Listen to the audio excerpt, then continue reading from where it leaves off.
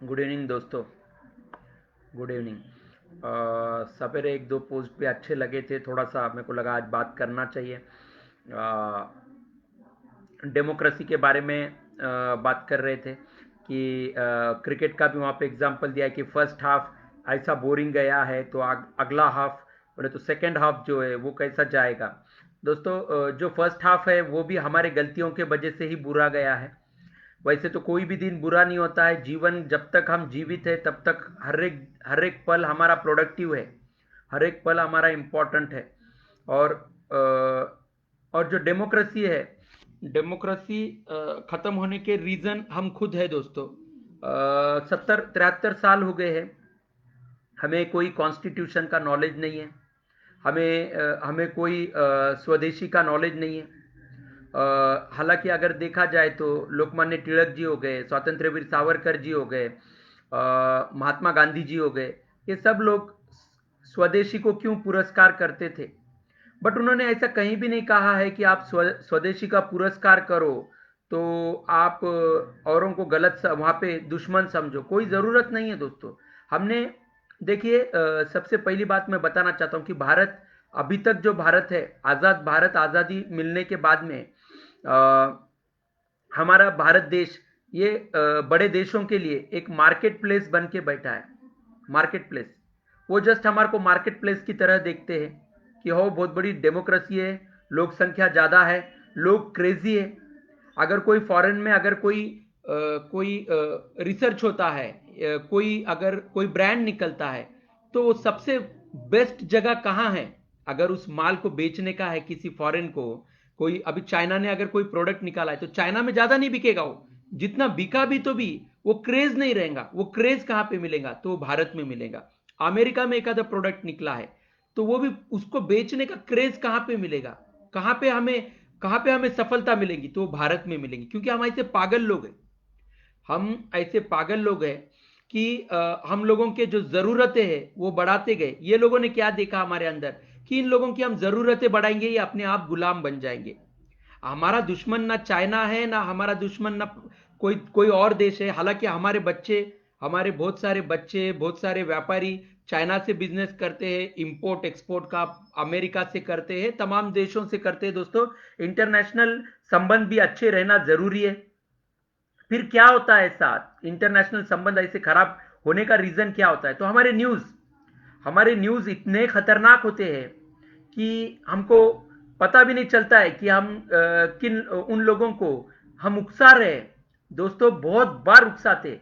मेरे को मेरा जितना बचपन याद आता है, सिर्फ और सिर्फ पाकिस्तान पाकिस्तान पाकिस्तान न्यूज।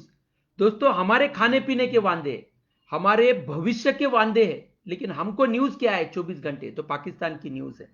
24 घंटे पाकिस्तान की न्यूज। फिर क्या होगा, बच्चे को दिमाग में उसके भविष्य के बारे में कोई चिंता नहीं रहेगी। उसके दिमाग में क्या रहेगा, और पाकिस्तान हमारा दुश्मन। फिर पाकिस्तान इतना ही दुश्मन है तो हमारे नेता लोग वहां जाके बिरयानी खाते हैं वगैरह वगैरह, ये चीजें जो होती है। तो दोस्तों, न्यूज को भी हम हर बात को हम गांभीर्य से नहीं ले सकते। बहुत सी चीजें ऐसी होती है। हमारे नेता फिर हमको क्या बताते हैं, डोज बताते हैं कि वहां पे अच्छा नहीं है, लेकिन उनके संबंध अच्छे होते हैं। तो हमको क्या करना है, हमको सत्य सत्य को एक्सेप्ट करके जीवन को जीना है। मीडिया का मिसयूज होता है दोस्तों। जनता अगर कोई न्यूज चाहती है टीवी के ऊपर दिखाना, तो मीडिया नहीं दिखाती है। सरकार चाहे तो वो न्यूज दिखा देती है। क्यों? क्योंकि जनता जनता टीआरपी नहीं दे रहा है, सरकार टीआरपी दे रही है। एक्चुअल पैसा किसका है? ये टीवी चैनल्स को जो पैसा जा रहा है, ये पैसा किसके तरफ से मिलता है? ये देश की जनता के तरफ से मिलता है। सरकार कहां से खुद का पैसा लाती है? हम लोगों से पैसा वसूल करके वही पैसों में से इन लोगों को पैसा मिलता है। तो एक्चुअल डोनर कौन है, कस्टमर कौन है? हम कस्टमर है, हमारे तरफ से पैसा जा रहा है दोस्तों। फिर हम लोगों के ही न्यूज टीवी पे प्रसारित नहीं होते, मुद्दे प्रसारित नहीं होते। बेरोजगारी का मुद्दा कभी होता है क्या दोस्तों? आप ही बोलिए। कभी बेरोजगारों का मुद्दा आया है क्या? कभी पेंशनर्स का मुद्दा आया है क्या? कभी लघु उद्योग, कुटीर उद्योग, जो अपने मध्यम उद्योग होते हैं इनका। अब मेक इन इंडिया, अब मेक इन इंडिया का जो भी है, एक्चुअल मेक इन इंडिया में लघु उद्योग और मध्यम उद्योग को भी उतना ही प्रोविजन देना चाहिए, उतना ही प्रावधान देना चाहिए, उतना ही प्राथमिकता देनी चाहिए जितना अपन बड़े बिजनेसेस की बातें करते हैं अपन। क्या क्या हुआ है पिछले 6 सालों में? 6 सालों में खाली नारा घूमता है कि मेक इन इंडिया करेंगे, मेक इन इंडिया करेंगे, लेकिन मेक इन इंडिया कर रहे हैं, लेकिन फॉरेन इन्वेस्टर्स के लिए, फॉरेन इन्वेस्टर्स के लिए हम जो एक्सपेंडेशन दे रहे हैं, जो दरवाजे और ज्यादा खोल रहे हैं, इससे मेक इन इंडिया कैसे होगा दोस्तों? हमको मेक इन इंडिया करना है। मेक इन इंडिया हमारे लिए बेहद जरूरी है। हमारे आने वाले भविष्य के लिए मेक इन इंडिया जो भारत निर्मित रहेगा, ये बेहद जरूरी है, इसमें कोई डाउट नहीं है। लेकिन खेती का क्या करेंगे? खेती का क्या करेंगे ऐसा कि अगर खेती चले जाएंगी तो क्या होगा दोस्तों?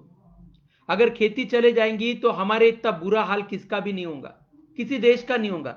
इसीलिए महात्मा गांधी जी जो अपने भाषण देते थे उसमें वो हमेशा खेती का जिक्र करते थे। क्यों करते थे? क्योंकि खेती हमारे लिए बेहद इंपॉर्टेंट है। कृषि प्रधान देश है हमारा, तो क्या मजबूरी है क्या हमारी? यह हमारा अभिमान है। कृषि प्रधान देश होना हमारा अभिमान है, लेकिन हमने खेती का तीन तेरा कर दिए है दोस्तों।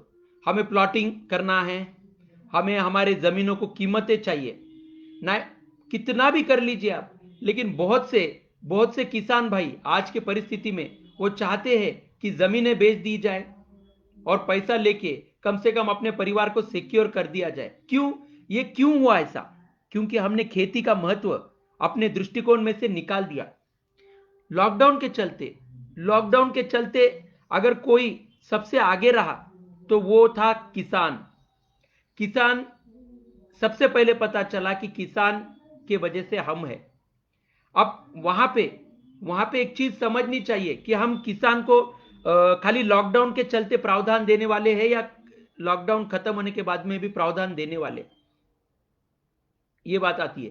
क्योंकि लॉकडाउन में हमें पता चल गया कपड़े क्या है, बहुत भारी के कपड़े मिले क्या, नहीं मिले क्या, कोई फर्क नहीं गिरता है। शादी में हजारों लोग आए क्या, नहीं आए क्या, कोई फर्क नहीं गिरता है।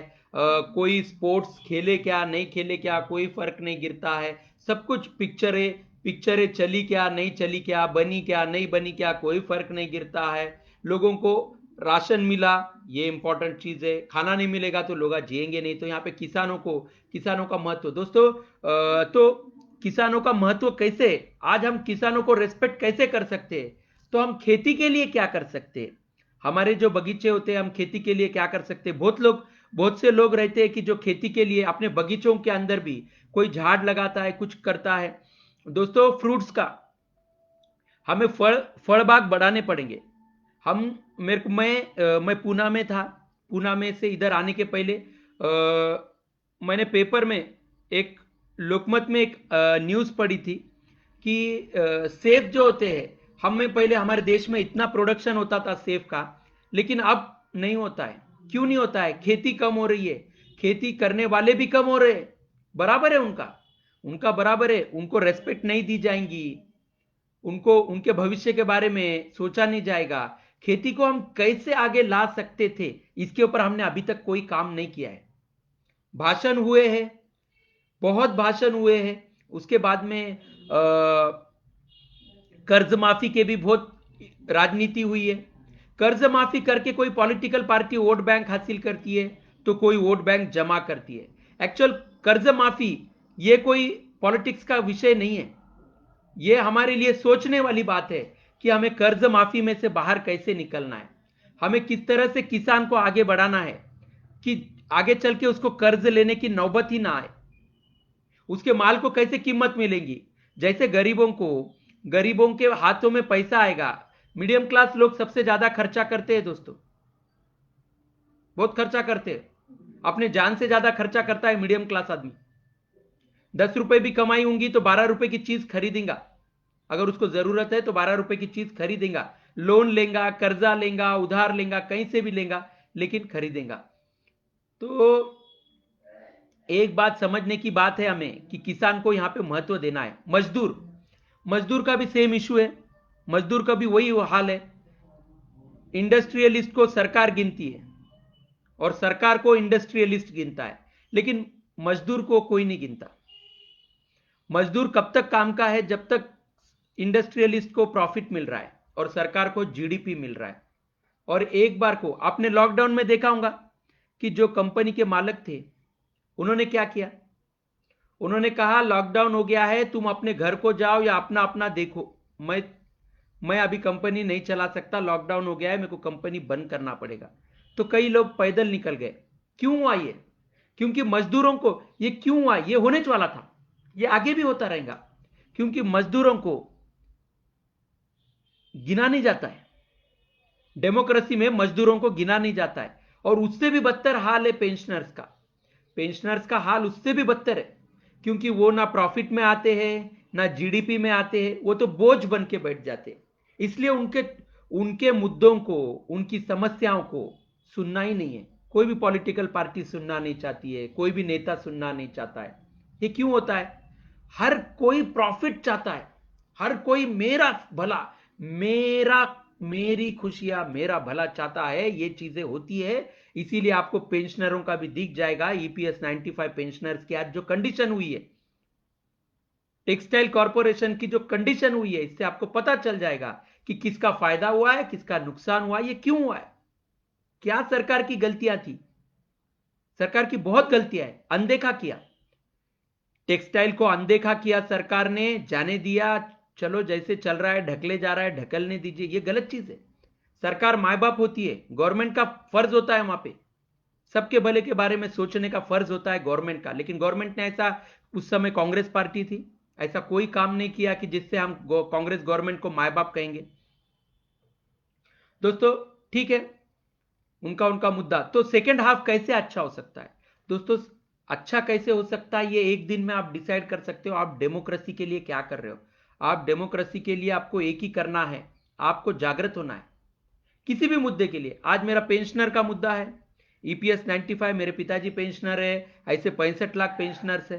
मैं उसके लिए लड़ रहा हूं इन द सेंस, मेरे तरफ से जो भी हो रहा है मैं कोशिश कर रहा हूं। नैक कमिटी लड़ रही है, मैं नहीं लड़ रहा हूं, नैक कमिटी लड़ रही है, मैं मेरा योगदान दे रहा हूं उनके लिए। लेकिन ऐसे कई मुद्दे होंगे, चाहे बेरोजगारों का मुद्दा होगा, और चाहे किसानों का मुद्दा होगा,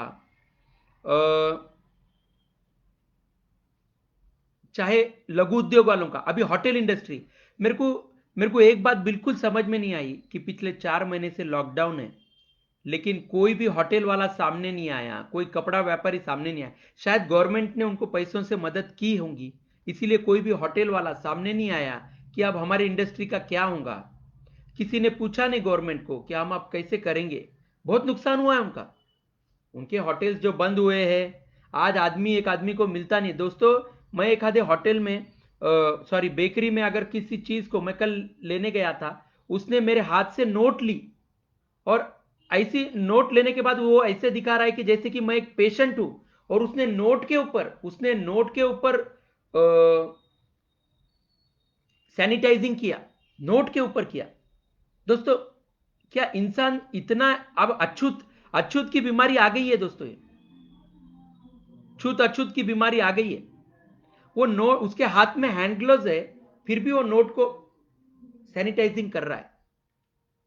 ये क्या है? क्या हर कोई कोरोना पेशेंट है? घर के बाहर निकला तो वो कोरोना पेशेंट डिक्लेयर हो जाएगा? ये किस तरह की न्यूज है? ये किस तरह का माहौल आ रहा है? ज्यादा दिन नहीं लगेगा हमें वापस उस दलदल में गिरने के लिए।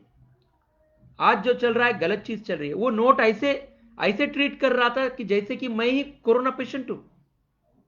बुरा लगा मुझे।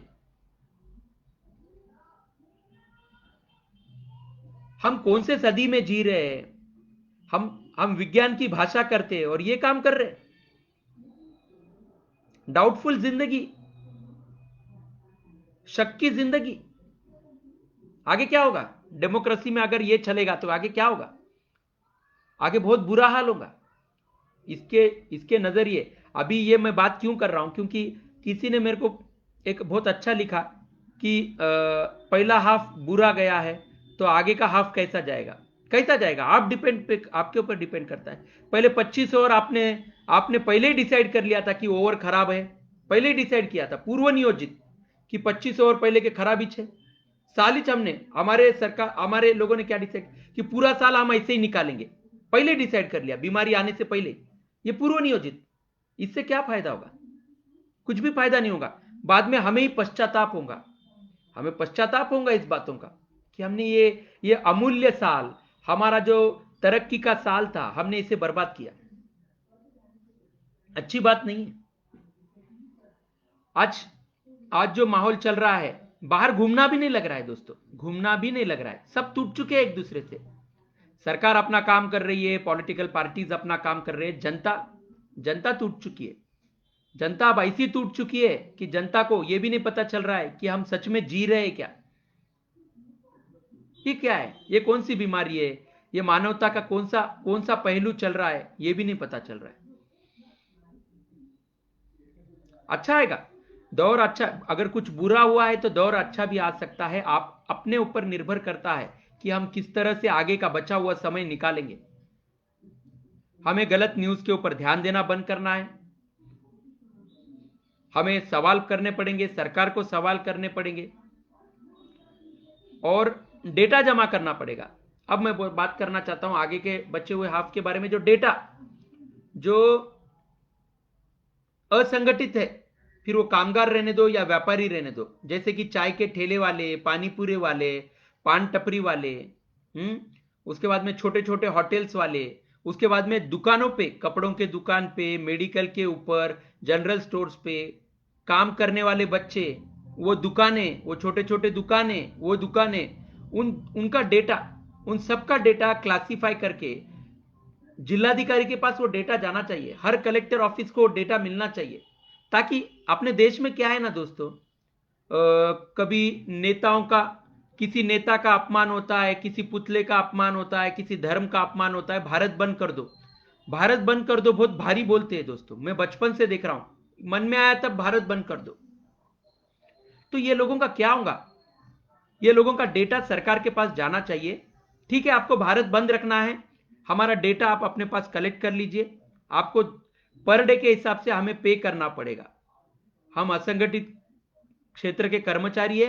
आप 5 दिन अगर भारत देश बंद रख रहे हो तो हमें 5 दिन का, हमारी दिन की कमाई 1000 रुपए, तो हमें आप ओवरऑल हमें उसका एक एग्रीगेट निकालिए और हमें वो नुकसान भरपाई कर दीजिए। 1000 में से 800 रुपए हमें पर डे के हिसाब से आप डालते जाइए। जितने दिन आपको भारत बंद रखना है आप भारत बंद रखिए, लेकिन हमारे को पहले नुकसान भरपाई दीजिए। हम कोई पॉलिटिशियन नहीं है, ना ही हमारे को भारत बंद करके हमारे को कोई नुकसान भरपाई देने वाला है। तो ये सरकार का काम है। फिर पता चलेगा कि भारत बंद रखना किसको किसको नुकसान देता है, किसको एक्चुअल नुकसान होता है। ये चीजें बंद होनी चाहिए दोस्तों। आपको कोई पैसा लाके देने वाला नहीं है, तो भारत, ये लोग जो बंद करते हैं, मनमानी ढंग से भारत बंद करते हैं, चाहे दंगे हो जान दो, चाहे और किसी पुतले की विटंबना हो जान दो, धर्म की विटंबना हो जाने दो, देश बंद रखते हैं, बहुत बुरा है। वो गरीबों का हाल क्या होगा? ऑटो वालों को किसी ने नुकसान भरपाई दी क्या? 2-3 महीने से ऑटो बंद थे, ठीक है, राशन मिल गया होगा, खाने के लिए मिल गया होगा, लेकिन उनकी भी बाकी की जरूरतें होती है। वो पैसा कहां है? 2-3 महीने की कमाई उनकी, जेब में पैसा नहीं, राशन मिल रहा है, ठीक है, घर, लेकिन बाकी की चीजें उनका कैसा होगा? ऐसे ही हर फील्ड का ऐसे ही है। पेंशनर का 1000 रुपए पेंशन है, 4 महीने से देश बंद रखे आला है, लेकिन सरकार को यह भी नहीं पता चल रहा है कि बैंक बंद है, ये बंद है। वो लोग कैसा करेंगे? उनका कैसा हाल होगा? कोई फर्क नहीं गिरता है, क्योंकि हमारे पास नियोजन की पद्धत नहीं है। हमारे पास जब प्यास लगती है तब बॉडी खोदी जाती है। और फॉरेन में एनडीआरएफ का जो बारिश होती है, बारिश का भी यही है। कई जगह पे ऐसा है कि अगर बारिश आती है तो उसका पानी का नियोजन कैसा होगा, और वो पानी सिटी को डुबाने से कैसा बचा सकते, तो पानी कैसे आगे लेके जाएंगे, उत्तर कोरिया, दक्षिण कोरिया, उधर टेक्नोलॉजी, क्योंकि उन्होंने कंटिन्यूअसली उनका रिसर्च जारी रहता है। हमारा रिसर्च नहीं है। हमारा रिसर्च काय के ऊपर रहता है? पॉलिटिक्स के ऊपर रिसर्च रहता है हमारा। ये पार्टी छोड़ूं क्या वो पार्टी में जाऊं, वो पार्टी छोड़ूं क्या ये पार्टी में जाऊं, इससे गठबंधन करूं या उससे गठबंधन करूं, ये चलता है हमारा। इसमें हमारी पूरी ताकत, हमारी मेहनत, हमारा समय बर्बाद कर दिया जाता है। और न्यूज मीडिया पे जो मेन मुद्दे उठाने होते हैं वो मुद्दे वहीं छोड़ दिए जाते। फिर किसान वहीं के वहीं, मजदूर वहीं के वहीं, पेंशनर वहीं के वहीं। ये रीजन है। तो मीडिया पे क्या दिखा रहे हैं ये भी हमें अधिकार है। हम सरकार को, मीडिया को इस बारे में हमने बात करनी चाहिए कि हमें ऐसे मुद्दे नहीं चाहिए जिससे जिससे किसी का भी भला नहीं होता है। हमें ऐसे मुद्दे लाओ जिससे जो परेशानी है, रोजमर्रा की जिंदगी की परेशानी है, भविष्य की जो परेशानी है, ये चीजें, इन चीजों को हमें प्रावधान देना है। तभी जाके सर्वांगीण विकास, जो हर आदमी का अधिकार है, लोकशाही में और आजादी में, देश इंडिपेंडेंस हमारा हो चुका है तो 73 साल हो चुके, तो सर्वांगीण विकास हर परिवार का नैतिक अधिकार है। लेकिन सर्वांगीण विकास पे जोर नहीं दिया जाता है। हमको बस पैसा आना है, बाकी के चीजों से हमें लेना देना नहीं, नॉलेज से हमें लेना देना नहीं, संविधान से हमें लेना देना नहीं है। मेरा नेता चुन के आया है क्या, फिर मेरा नेता जो भी बोलेगा मेरे को एक्सेप्ट है। उन्होंने क्या बोल रहा है, क्या कर रहा है, कुछ नहीं। अरे नेता में दूरदृष्टि है ही नहीं ना। नेता में दूरदृष्टि होती तो आपका नुकसान नहीं होता था। दूरदृष्टि वाला नेता चाहिए, दूरदृष्टि वाला नेता चाहिए। इसके लिए आपको आगे बढ़ना पड़ेगा। तो नेता को सीधा करना है तो आपके अंदर लीडरशिप आनी पड़ेगी। आपके अंदर क्वेश्चंस। नेता आता है, भाषण करता है, अरे वा साहेब आले, साहेबांसोबत मला सेल्फी घ्यायची आहे, साहेबांसोबत सेल्फी घ्यायची। साहेबाने तुझे किती कामं केले, तुझ्या भविष्यासाठी कोणतं काम केलं साहेबाने, हे प्रश्न विचारा। साहेब तुम्ही आम्हाला काय काय आश्वासनं दिलात ते पूर्ण केलात काय, पेपरमध्ये द्या। सुप्रीम कोर्टने दिलेले निकाल सरकारने लागू केले का?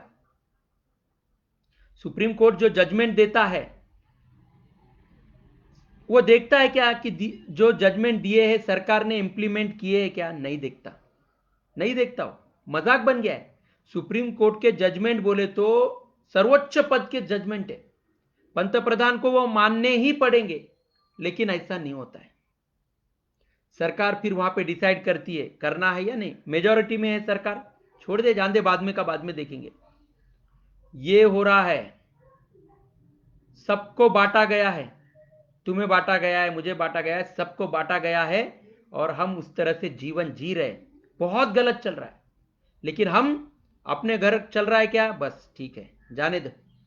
अरे लेकिन आज पड़ोसी, कल किसके, कल उसके, किसी के भी ऊपर, पूरे लोकशाही पे आने वाला है, पूरे देश के ऊपर वही नौबत आने वाली है। एक का दर्द सबका दर्द बनता है और एक की खुशी सबकी खुशी बनना चाहिए, लेकिन नहीं होती है। क्यों नहीं होती है?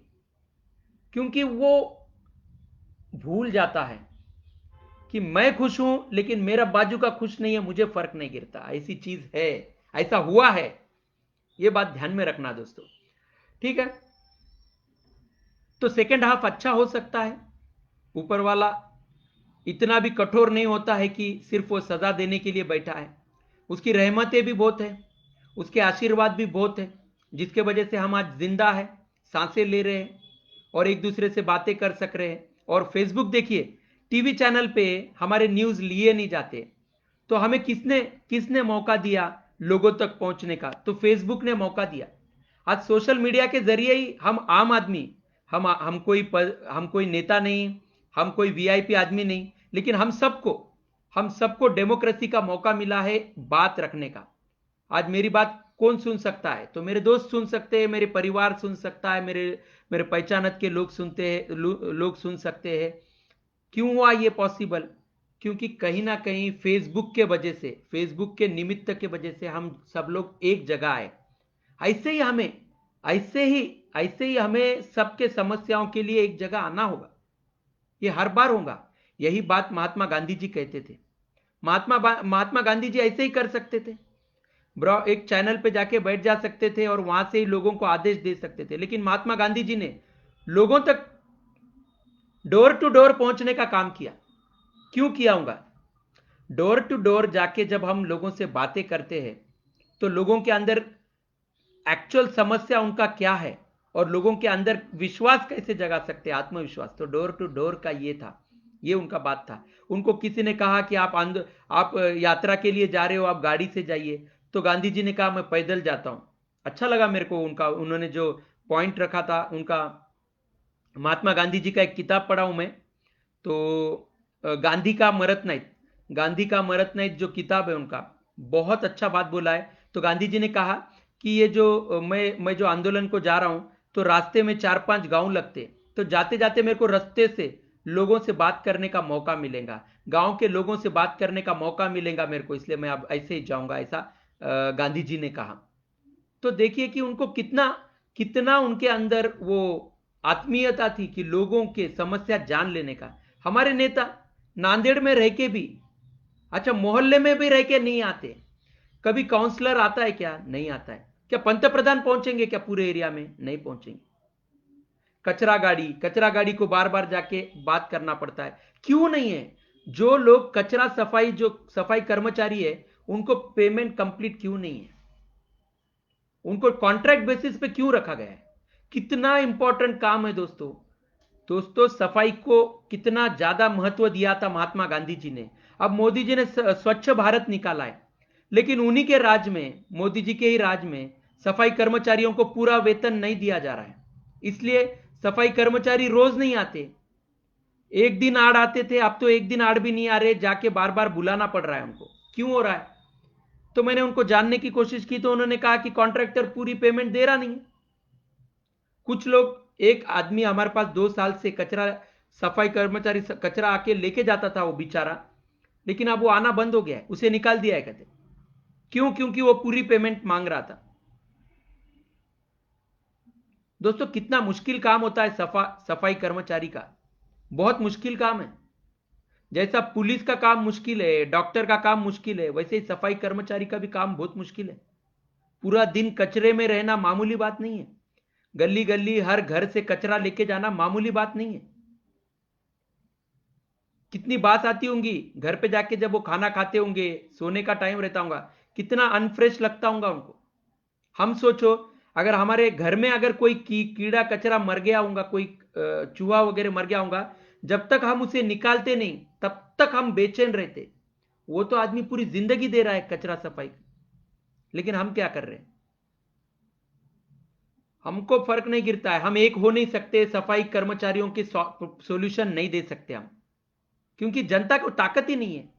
नेता को ताकत गई है, नेताओं को ताकत गई है, नगर सेवकों को ताकत गई है, मिनिस्टर्स को ताकत गई है। जनता कहां है? जनता एक नहीं है।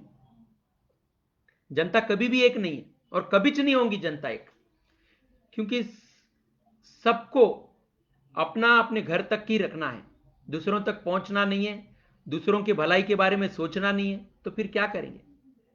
दूसरों का दर्द अपना दर्द हो ही नहीं सकता, ऐसा हमें लगता है। दोस्तों संवेदनशीलता, अगर पूरे 125 करोड़ लोगों को एक कोई कर सकता है तो वो है संवेदनशीलता।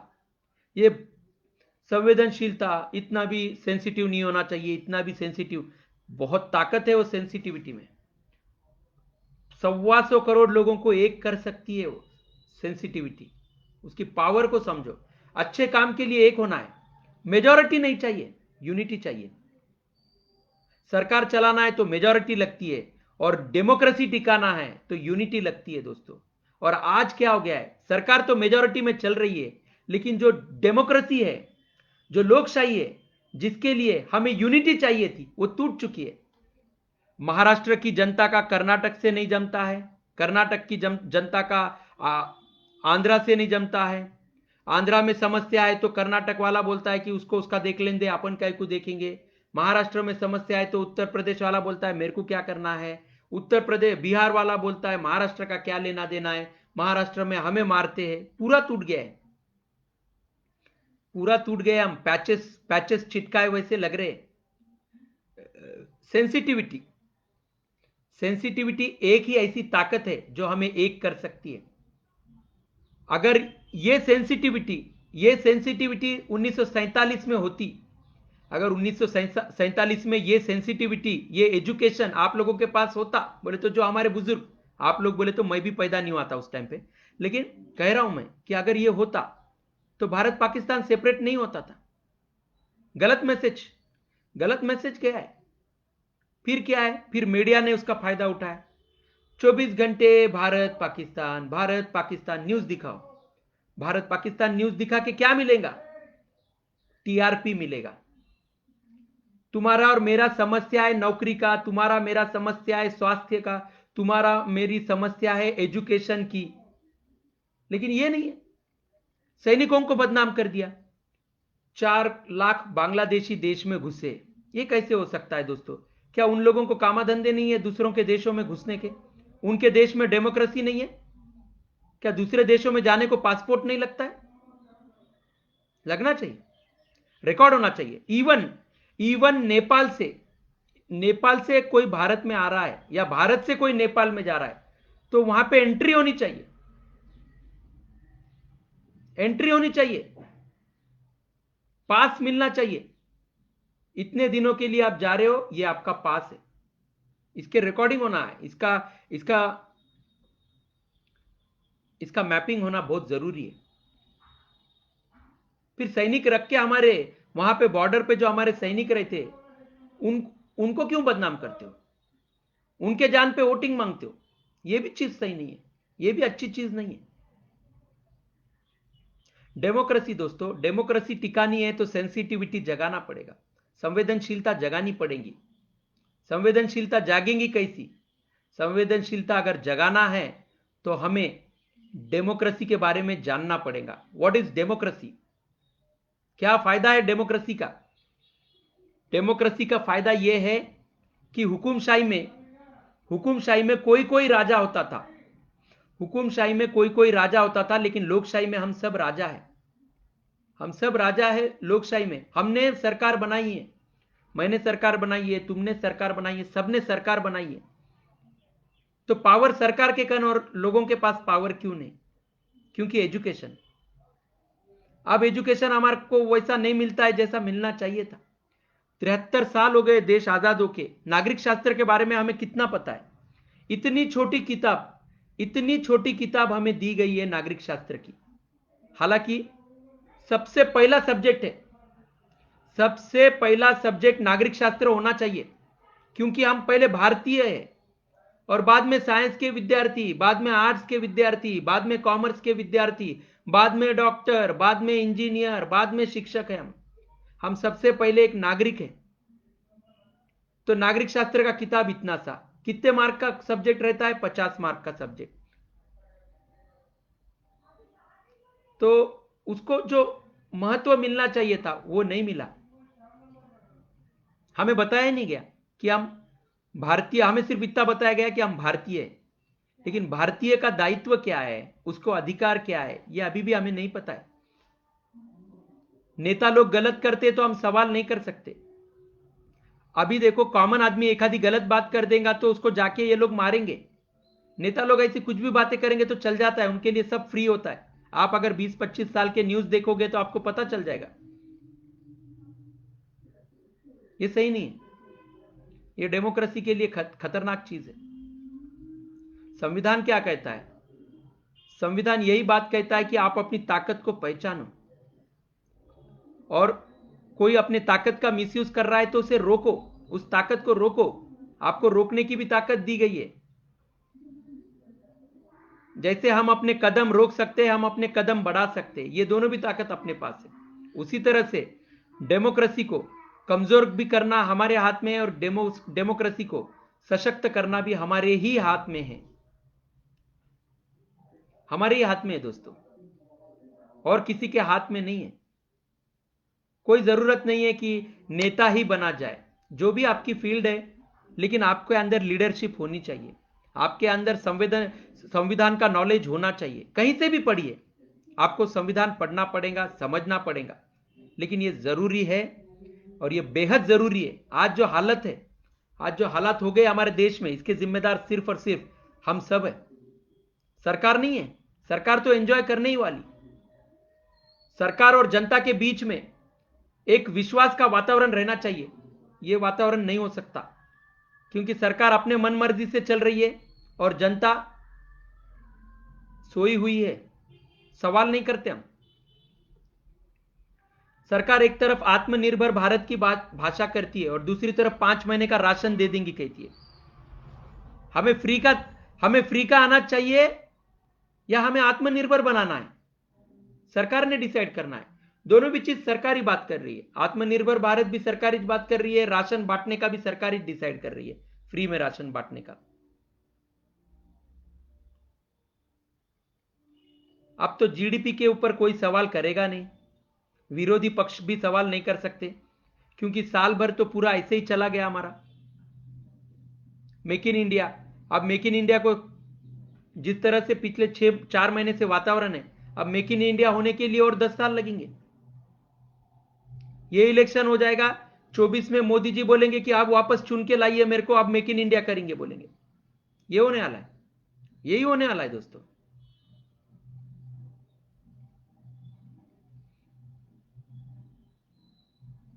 हमारे ऊपर डिपेंड करता है हम जागना चाहते हैं या नहीं जागना चाहते। हम जागना चाहते हैं तो किस तरह से जागना है। डेमोक्रेसी, डेमोक्रेटिक वे से जागना है। लेनिन की किताब देखो या कार्ल मार्क्स को देखो या भगत सिंह को देखो, सबने शोषण का विरोध किया है। क्रांति क्यों लाई? क्या हीरो बनने का था क्या उनको क्रांति लाने के लिए? गलत था, गलत का विरोध हुआ है। जब जब गलत का विरोध करोगे तब तक आगे बढ़ने का मौका मिलेगा और सबका फायदा होगा उसमें। नहीं तो फिर जैसा चल रहा है चलने दीजिए। विरोध बोले तो क्या है? विरोध बोले तो मारम पीट होती है क्या? नहीं होता है। विरोध बोले तो एक दूसरे को जगाना, सवाल करना। महात्मा गांधी जी क्या करते थे? लोगों को जगाने का काम करते थे, सबको एक जगह लाते थे और सवाल करने लगाते थे। सरकार को नाक में दम कर दिया था उन्होंने कि ये सवालों के जवाब। सरकार कहां हारी है? अंग्रेज कहां हारे? अंग्रेज मेंटली हारे हैं।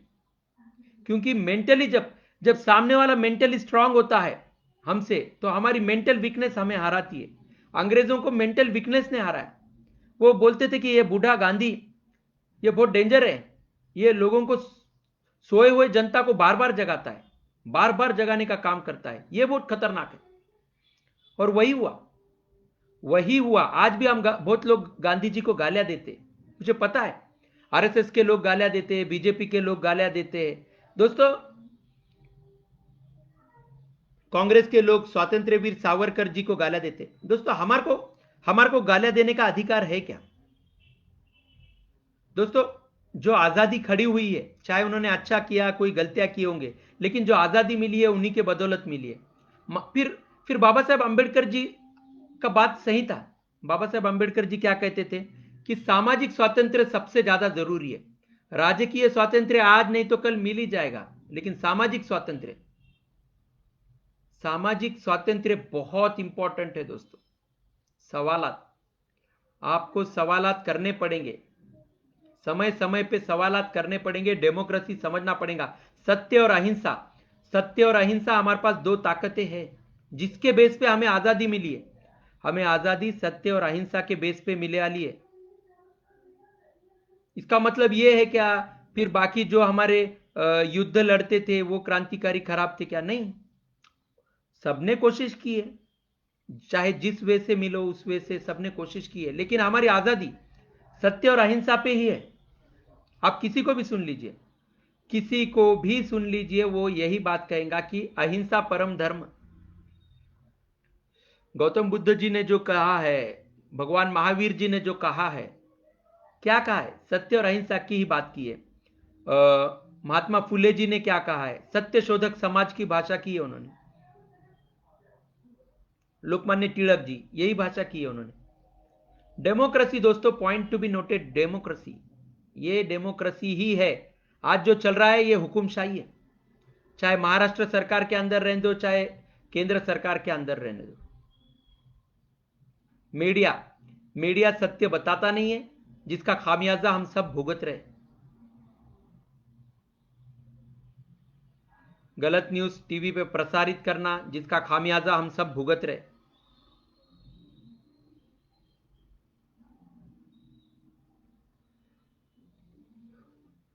तो सेकेंड हाफ अच्छा हो सकता है अगर हम डेमोक्रेसी के प्रति जागृत होते हैं। डेमोक्रेसी दोस्तों, डेमोक्रेसी को ही समझना है।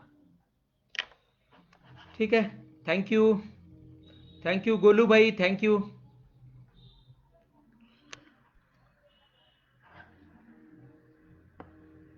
जय हिंद, जय भारत, सत्यमेव जयते।